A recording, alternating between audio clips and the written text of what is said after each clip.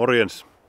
Nyt ajattelin näytellä teille helpon ja suojaavan tarpin pystytystavan.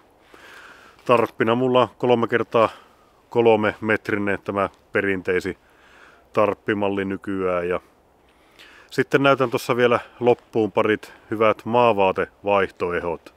Toinen on oikein semmonen ultrakevyt ja toinen on sitten vähän painavampi, mutta oikein monikäyttöinen ja jämerä ja halpa vaihtoehto. Ruvetaanpas pystyttelemään. Joo, eli tää vaatii yhden puun. Tai sitten voi tän halutessaan pystyttää jonkun kepiin tai vaellussauvan varaankin. Ei tarvi puuta silloin ollenkaan, mutta nyt katsotaan miten tää pystytetään puuta vasten. Joo, eli otetaan tästä yhden sivun keskikohdasta ja kiinnitetään tähän puuhun suurin piirtein johonkin hartialinjan tasolle.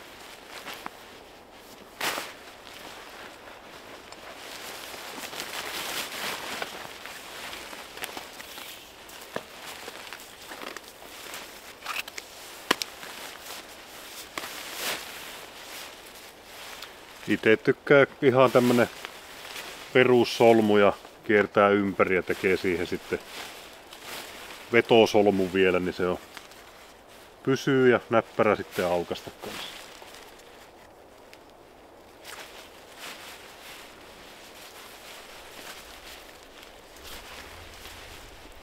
Sitten otetaan vastakkaisesta laijasta täältä keskeltä ja laitetaan tänne maahan.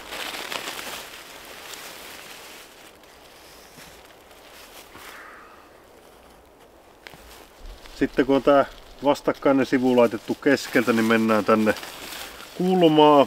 Lasketaan täältä ensimmäinen, toinen ja kolmas tämmönen lenkki. Laitetaan maahan kiinni. Vetään tiukaksi, että tämä suoristuu tämä.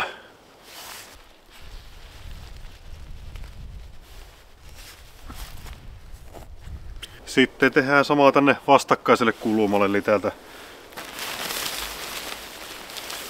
haetaan tää reuna ja ensimmäinen, toinen ja kolmas tämmönen lenkki. Ja vetää kireeksi ton takaa kiinnityksen kanssa.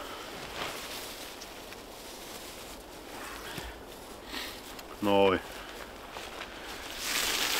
Sitten otetaan nämä liepeet ja laitella kulmasta kiinni ja vetää kireeksi sitten näitten kanssa ja laitetaan maahan. Sitten samaa vielä tuolle toiselle puolelle.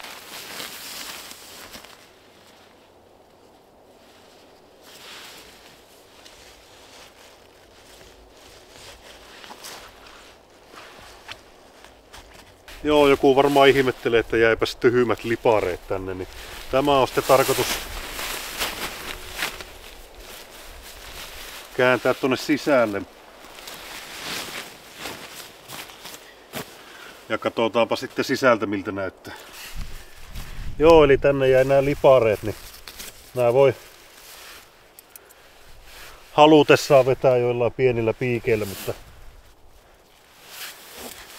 tietysti kahtoo, ettei jää semmoista mitään piikkiä, mikä vahingoittaa tavaroita tai itseä.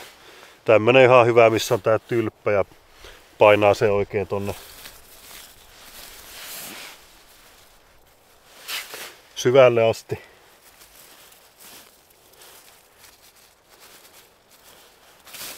Noin, sieltä ei pääse kyllä sitten tuuli tuolta peräseinästä tulemaan.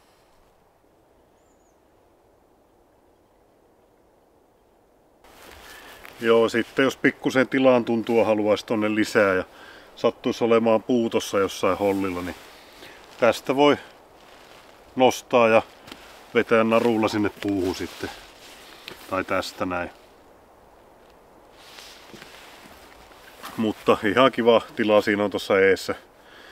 istuskella sitten. Talvella saa hulppeet tilat tähän näin, kun pystyttää tarpin liepeet hangen päälle ja sitten kaivaa tonne tarpin sisälle kuopa. Tietysti tuulen suunta kannattaa katsoa, että se ei ole suoraan tähän näin, että se olisi suurin piirtein jostain tää malli ei ole niin karvan päälle, mutta mieluiten paras, että se olisi suoraan takaa.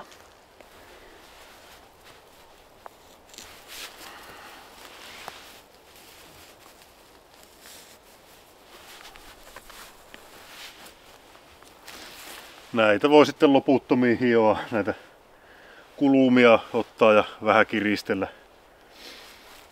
että saa se hyvin minttiä sitten.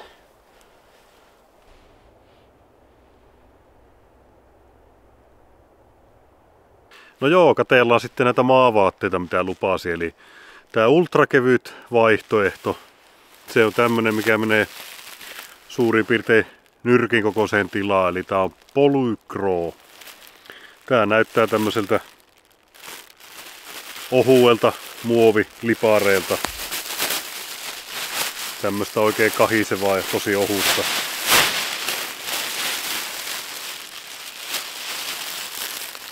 Tämmönen. Mutta ei kannata antaa hämätä. Tää on tosi kestävää niinku ohuekseen. Tätä voi käyttää telta footprinttinä tai sitten justiin maavaatteena. Mutta ite en niin hirveä fani tälle ole, että kyllä tulee silloin tällöin käyteltyä, mutta tää on vähän kun tää on tämmönen kahiseva ja ohut ja niin tää jotenkin silleen on niin oma suosikki, mutta suosittelen kokeilemaan. Tää painaa jotain 100 gramman luokkaa, tämmönen menee tosi pieneen tilaan. Ja toinen suositus maavaatteille on tämmönen Kaira lämpöpeite. Tää on sitten vähän jämerämpi ja raskaampi ja pikkusen isompaan tilaan vie, mutta ei tääkään kuin karva alle 400 grammaa painaa. Ja täällä on tämmönen heijastava foliopinta. Tää on sitten isompi ja jämerämpi. Eli tätähän voi käyttää sitten niin kuin maavaatteena ja jopa tilapäisenä sateen tai tuulen suojana. Eli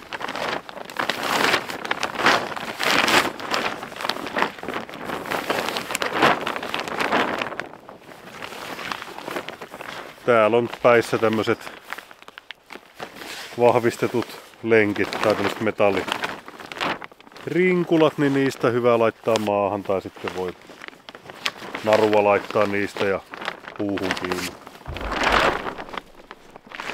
Mutta tää on tämmönen hyvä halapa, parikymppiä varmaan maksaa.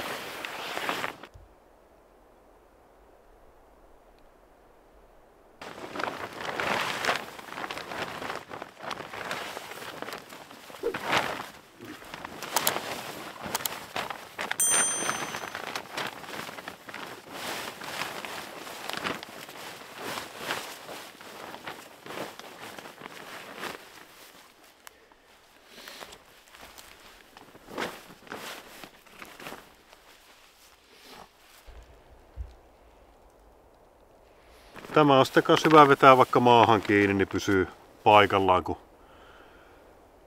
touhaa täällä menemään. Ja täällä on kyllä todella hyvät tilat.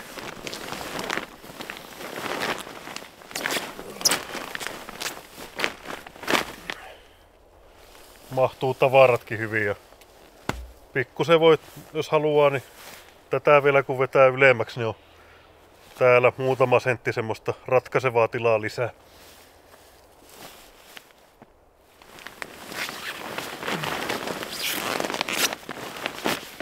Tää on omasta mielestä tämmönen oikein kodikas, telttamainen vaihtoehto.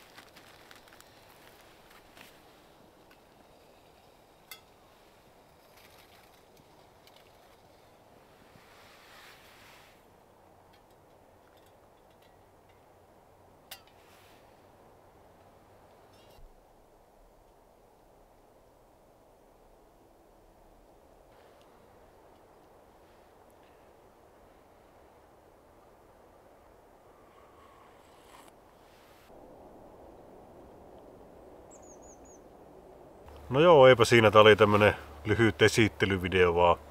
Nyt ei harmi vaan kerkeä tähän yöksi jäämään, mutta eipä siinä kuule. Palataan asiaa toisella videolla ja sitä rataa. Morjens!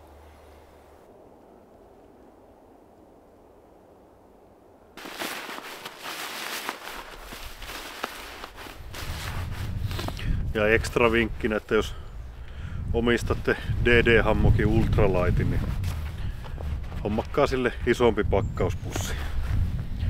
Niin monta kertaa mennyt hermot siihen originaalipakkauspussiin, kun sitä saa niin änkiä. Itellä tämmönen vähän isompi kuivasäkki. Tänne menee isot harjanarut ja kiilat ja sitten mulla on vielä tuo Polykro maavaate siellä. Niin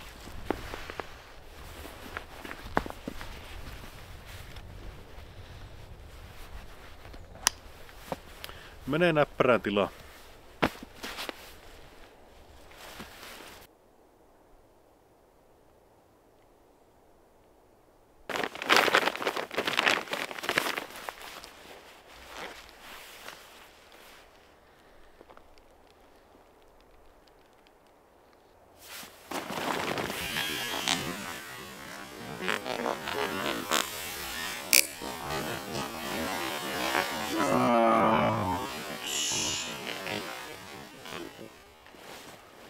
Oho. Onneksi ei mennyt päästä läpi. Esittelenpä sen teille nyt sitten. Täällä tulee jossain ihmisiä. Terve! Nyt ajattelin esitellä teille semmosen simppeli ja suojaavan tarpin pystytys. Vittu. Otetaanpa alusta taas.